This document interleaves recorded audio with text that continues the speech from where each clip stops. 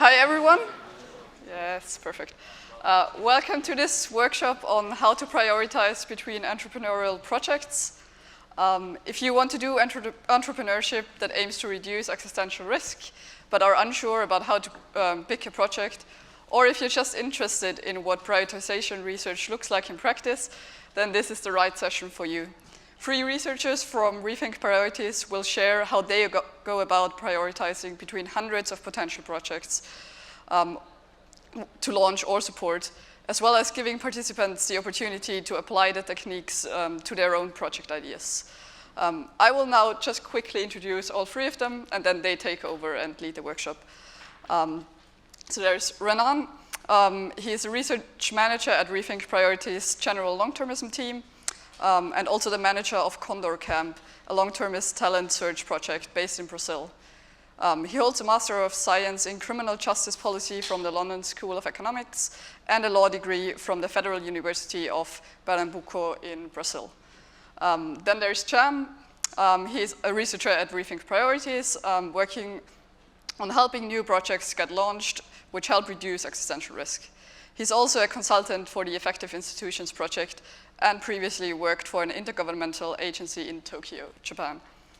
And then there's Mary, who is an associate researcher at Rethink Priorities' general long-termism team, where she currently is spearheading an effort to identify the most promising entrepreneurial projects for reducing existential risks.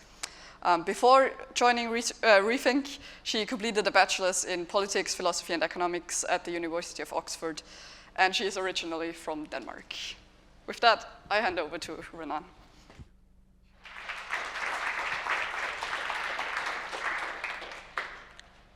Hello, everyone. Can you hear me well?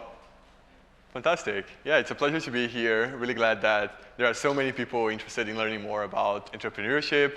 And yeah, hopefully this session is going to help you go from messy confusion and lack of clarity towards a little bit better.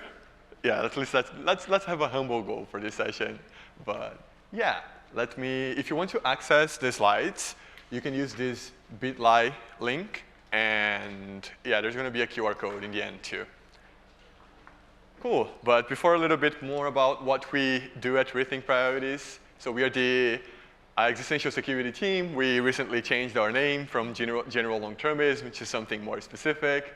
And our team is primarily dedicated to doing the research and other work necessary to facilitate the faster and better creation of entrepreneurial long-termist projects. We also do some work related to improving long-termist strategic clarity. And we are a smallish team of generalist researchers with varied backgrounds. And yeah, it's the 3 of us here, and there are 2 other colleagues somewhere out there exploring EAG. But if you're only going to take one thing or a few things from this presentation, forget everything that I said. And the first thing is, think carefully about whether entrepreneurship is the right career path for you. We're going to do some exercises. Entrepreneurship is super challenging. It's not a good fit for everyone. But yeah, if you think carefully about this and you're convinced that it's a good fit for you, there are several tools that can help you navigate this path. We're going to talk about some of them, like backchaining, weighted factor models, speedruns. We're a team of researchers, so that's what we do. And all of these tools can help get you from 0 to making some sense of this huge possible project space. Lastly, remember to talk to people. It's really important that you run your ideas through others, that you're not isolated in your bubble, and that you get feedback, red team, make sure that you're following the right track, and constantly looping people that you trust into this process. Right. This is the bottom line up front. 1 second for you to remember this. Go. And let's jump into one key question, and I'll hand it over to Jem from here. Great. Thanks, Renan. So the first and most obvious question to ask is entrepreneurship the right move for you? So maybe to be more specific by entrepreneurship, I'm talking about starting and leading a new project, whether it looks like a new organization, a service, infrastructure program that effectively tackles some pressing global problem, whether that's like us, we're focusing on reducing X risk, but you might also want to do an entrepreneurial project targeting global health and development, animal welfare, etc. We think it's worth considering this pathway because it's potentially very high impact. We think there are probably relatively few people who are especially good at being founders, but if they do start a new organization, there are plenty of really talented people that are willing to work in a new organization or on a new project. Also, if a new project does get started, it might effectively deploy something between, maybe as you're starting out, a few $100,000 to maybe tens of millions of dollars effectively, and also deploy kind of the associated talent with that. Maybe a few sub-questions to go through. One, seriously consider why you shouldn't found something. So one thing to consider is that for the sort of non-profit entrepreneurship or non-profit projects, they have a different risk profile. So if you're working in the EA cause areas that people like to talk about, for instance, animal welfare or reducing X risk, there might be large downsides that don't exist for for-profit entrepreneurship, where you only stand to lose basically the money and time you invest in and that other people invest in your enterprise. Secondly, it's likely that only a small number of people are actually good fit for being a founder of a new project. And it's possible that of those people who end up being founders, might be like the top 10% or 20% that actually have most of the impact, right? So it's a fairly selective and limited set of people that are able to do this really well. Lastly, another thing to consider is that you might not get the signals that you do, for instance, in the for-profit space when you're an entrepreneur. Because at least for for-profit enterprises, you can basically fail if you don't make profit or don't attract money consistently. For charities, you can end up surviving and kind of absorbing additional money, even if you're relatively ineffective or even if you're potentially net negative. Another question is, when should you found something? So you should think about the possibility that you might not be a good founder yet, but maybe at a certain different stage of your life, you might end up being the right fit for you. So you should consider things that kind of often dynamically change, like your financial security, the kind of risk tolerance you might have, things like your evolving sets of experiences and skills, and also your network. All those things might impact your fit to be a founder.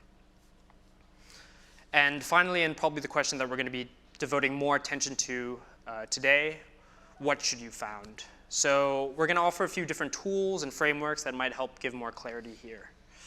Before that, I'm going to give a couple caveats. So the process that we're going to take you through is going to be artificially fast and maybe uncomfortably fast. And it's not going to give you a lot of space or time for deep thinking or time to research. The actual process, the process that we use, takes several months. I think if you're thinking about it as an individual, it might take you potentially that long or maybe just several hours. But it's definitely going to be fast. It's going to take a much longer time than what we're going to do here. Despite that, and despite the speed, we think it's still going to capture a lot of the kind of key thinking that's involved when making these sorts of decisions. So with that, I think I'm going to hand off to my colleague, Marie. Sure. Cool. So the rest of the workshop is basically going to be a set of exercises that kind of mimic at least the first couple of stages of our research process. We have a worksheet that you can use throughout the workshop with your phone or your laptop, so you can use the QR code or the link there. You can also just use pen and paper if you don't have that. Yeah, I'm just going to give you a sec to get that up, and in the meantime, just quickly talk you through these. So we have 4 exercises. One is about backchaining from your end goal or your vision. Secondly, using that to identify concrete project ideas. Thirdly, prioritizing to identify the best ones. And fourthly, figuring out what your next step should be. Hope everyone got up the worksheet. Otherwise, maybe raise your hand or something. Cool, looks good. So the first exercise we're going to do is using this tool called Backchaining, which is essentially you start from sort of what's your end goal, what's the thing you want to accomplish in the world, and then you kind of backtrace in reverse order the steps in order to get there.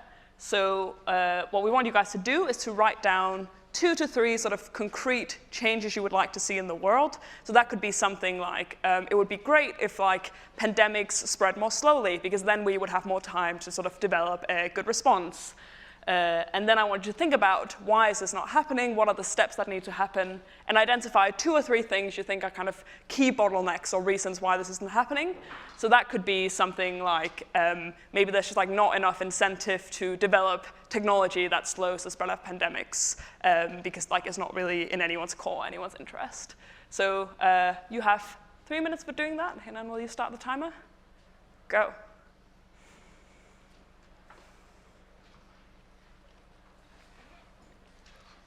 We're also going to be walking around, so if you have questions, feel free to, reach out to us or something. Mm-hmm.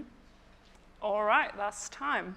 Yep, you might want to spend more time on this later, but we're just going to go through real quick today. Next, so as Renan said at the beginning, we think one really important and useful thing in this process is to talk to other people, get input, hear what other people have to say. So we're going to do that throughout this workshop. Right now you have 3 minutes to turn to the person next to you and discuss what ideas you came up with in the first 3 minutes. Start this timer. Okay, everyone, time to wind down the discussions. We're moving on to the next exercise. So for the next exercise, think about what projects can actually achieve the impact that you're just discussing with your partner about. So for example, if we're continuing with the theme of slowing down pandemic spread, projects might look like, one, you could have advocacy, so a government improves air quality regulations in buildings. You could start a philanthropic fund to fund R&D into better PPE, or you might build software that improves contact tracing and makes it easier to use or more responsive to a particular person's needs. So maybe take 3 minutes to write down some tentative project ideas for things that address your impact. Okay, guys, time to wind down your chats. On to the next question, which is then about, now you have a nice list of ideas, how do you prioritize between those ideas? There's lots of different ways you could do this. We're going to show you one framework we use kind of early in the process, which we think is quite helpful, which is a weighted factor model. So the idea of a weighted factor model is that you specify a set of criteria that you think are important for your project to fulfill. Then you score your project on each of these criteria. So for example, you can just give kind of an intuitive score between 1 and 5 for each of these criteria. You add them all up, and then that gives you kind of an overall, how good is this project on multiple kind of views score. And then you can use that to rank your projects. This is a model we use in our prioritization with these specific criteria. I'm just going to briefly explain them, and then in the worksheet, there's like a table where you can give scores and add them up as well. So the 6 criteria are: 1, impact potential. So this is where you think about, in the like really good scenario where this project goes really well, how much impact is it going to have? We like thinking in terms of this kind of like best case scenario way, because we think oftentimes sort of the very best entrepreneurial projects capture quite a lot of the value of all projects. So we think you really often want to be aiming for this kind of best case scenario upside. Second is pilotability. So as Carolina talked about in her opening talk, it's really useful to have some kind of feedback loop where you can get info about whether your project is working as intended. So if there's a way to run kind of a smaller version of the project, get details about whether it's working, that's really great. Third is crowdedness. It's pretty similar to neglectedness in terms of how many people are working on this. But in addition to kind of how many people are in the space already, you also want to consider sort of how big is this space, how much room is there for more productive projects. Sometimes it's the case that you could just like have lots of projects and it wouldn't really kind of diminish in value. Other times it's the case that if you have one big project, that kind of captures most of the value. Fourth is downside risk. So as Jam talked about before, there can be like a serious risk of just causing harm with your project. So it's really important to consider how likely that is and how severe that is, if true. Fifth is cost. Obviously, if you can get the same amount of impact at a lower cost, that's better. And then sixth is personal fit. So this is about how well your kind of skills, credentials, experience fit this project. We think this is a super important criterion for deciding what project to work on. You're gonna, in the exercise, score on all these criteria and add them up. I just want to talk a little bit about the limitations of this process, because it is it's quite limited. The goal of this is to just kind of go from this messy, you have these list of ideas and you don't really know what to do with it, to having a clear, like, here are the things I think are good about each project, here are the assumptions I'm making, here's what I'm most uncertain about. So it's just sort of getting an initial overview. It is very simple, and it's also very subjective. Like, these scores are obviously just kind of quite intuitive. So it's a pretty limited framework. I guess I would encourage you to think of it kind of like an 80-20 rule. So you're kind of trying to just put in a little bit of effort and get as much info as you can quickly. It gives you some kind of clarity. But after you've done this, you do still kind of need to do the 80% of the effort to actually figure out which projects are best. Cool, so onto the exercise. Yeah, you score each project 1 to 5 on each of these criteria, add them up, and then you can get a total score, compare them to get a rank. You have 5 minutes to do that, since it's a bit of a longer process, so go ahead. Sorry? Oh, yeah. There you go.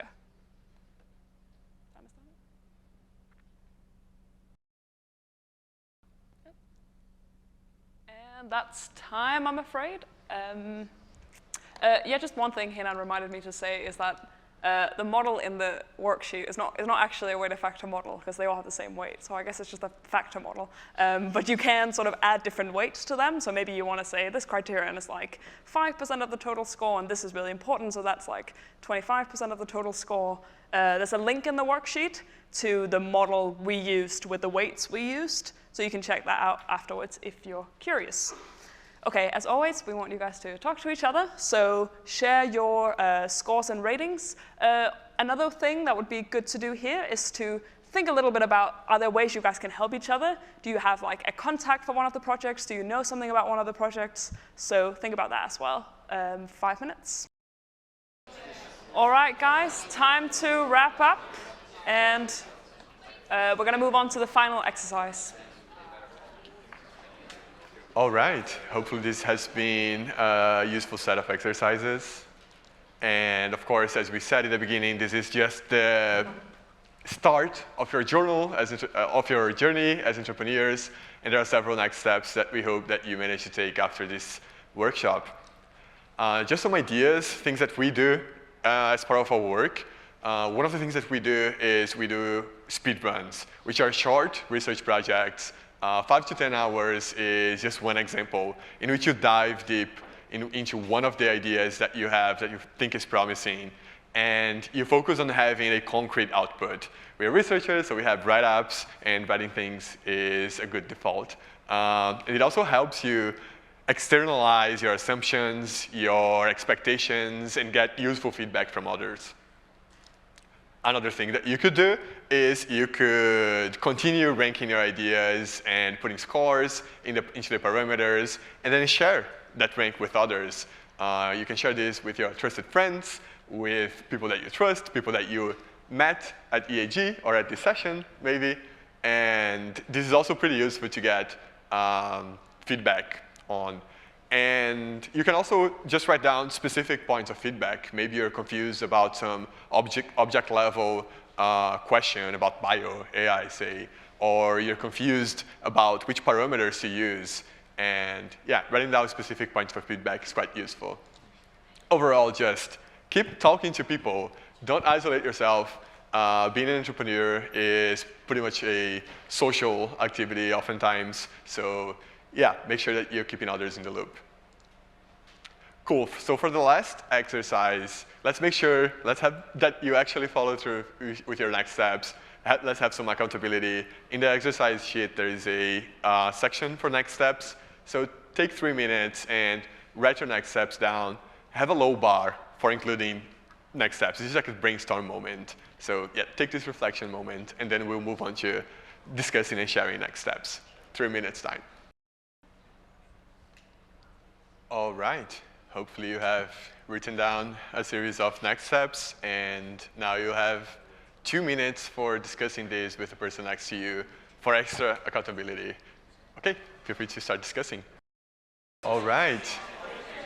Find a natural stopping point in your conversation. hopefully you have more accountability now. And let's move on to the next steps. Of the next steps. All right, so to wrap up this, revisiting the bottom line, think carefully, keep thinking carefully. This is just the beginning about whether entrepreneurship is the right career path for you. It's super challenging, as you might have experienced in this short exercise, and it just gets harder and harder.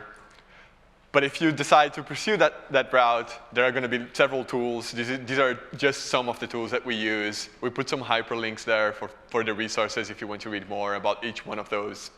And they can help get you started on gradually making more sense of this confusing option space. And lastly, remember to keep talking to people, get others involved. Hopefully you had useful conversations in this session. And if you want to stay in touch, here's my personal contact. And if you want to read more about our team's work, including some speedruns that we have published, you can follow the bit.ly link. And if you want to access this presentation, here is the link again and a QR code. And thank you very much for your time and attention.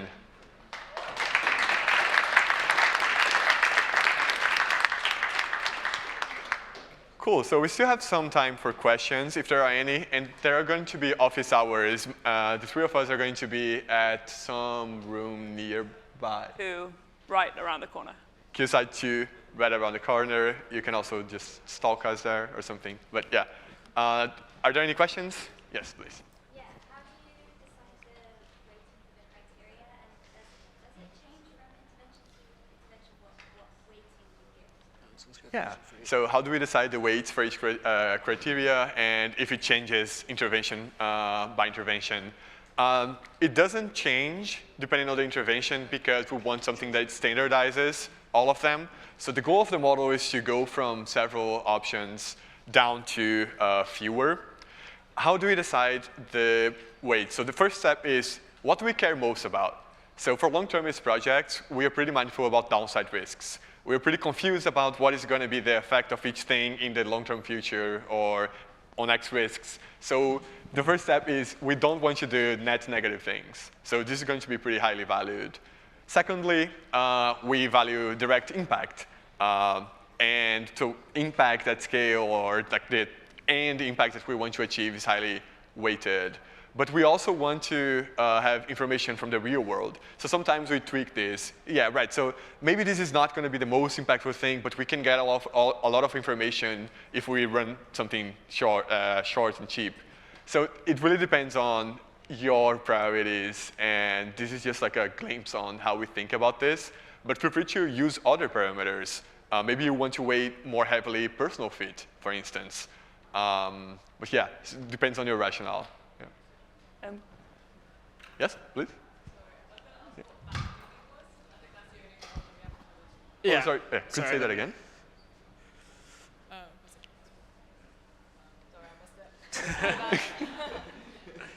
I didn't. Was asking what backchaining was. Yeah, right. Yeah. So would you like to answer that? Yeah, sure. Yeah, the idea of backchaining is that you start with figuring out what your end goal is, and then you kind of trace the steps in reverse order.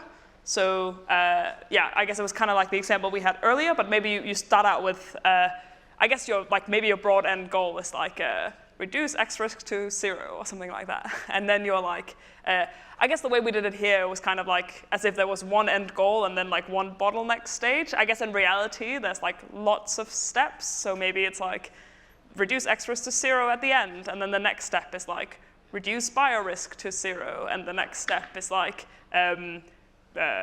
make sure we have a good response to pandemics, and the next step is make sure governments have the right policies in place for implementing, et cetera, et cetera. So you kind of get, I guess, further and further away from the goal and closer to a concrete action. So it's pretty much like doing a theory of change, except I guess you start with the end goal. You can also do sort of forward chaining, where you're like, okay, what options are immediately available to me? I could take this action, I have a good option for this project, and then sort of like filling in the steps of how does this lead to impact starting from the action. Yeah, we think backchaining is pretty useful as a tool because it kind of makes sure you're considering what options are the highest impact, or kind of consider the full option space instead of just considering what's right in front of you. But yeah, both can be pretty helpful. Any other questions? Confusions, burning, yeah. Yeah, I don't know, hopefully. How are you thinking about like scalability of stuff relative to sort of cost effectiveness? I'm assuming that cost effectiveness was kind of covered in your cost criterion, but then scalability, was that just like subsumed into impact potential? And also, has that changed in the light of you know who? Yeah, that's a really good question. So one of the ways that we incorporate scalability, so how do we incorporate scalability into our model? One of the ways is on impact itself. So we try to think about the 90th percentile impact story for a particular intervention. So we try to think of the ways in which the intervention or the project idea would be fully scaled, for instance. This is also incorporated into the cost metric. So if it is super costly to gradually scale the intervention, then it like loses points naturally. Yeah, I think that these are the two metrics that we... Yeah, basically when we fill out the impact potential score, we kind of prompt ourselves to be like, not just like how cost effective is this, but how much could it grow? So you want to kind of cross-check with your cost score. Like if you're like, okay, this project is like super cheap, then it's like probably also kind of unlikely that the project is going to have a huge amount of absolute impact, because if the project can scale more, if it can like deploy more resources, then probably it can also like get more outputs. Obviously projects have different cost effectiveness, but it's like helpful to prompt yourself to think about impact in absolute terms for the impact potential one. Yeah, in terms of like how this has changed over time, I think we used to emphasize scalability more. It used to be like a key criterion that we wanted our projects to be able to scale up to kind of deploy like tens of millions of dollars or hundreds of millions of dollars. Yeah, basically we just emphasize this a bit less now. Yeah, give a lower weighting to this criterion in our model because the EA funding landscape is different now. It's yeah, there's like less funding, so projects have to like cost effectiveness is like relatively more important. I think that's the quick summary. Do you have anything you want to add there? Yeah, I think that's it. Yeah, that's really cool. Cool. I think we are running out of time. So if you want to interact a little bit more with us, come to our office hours at Quayside 2, just turning the corner. And feel free to stay in touch. And thank you very much again.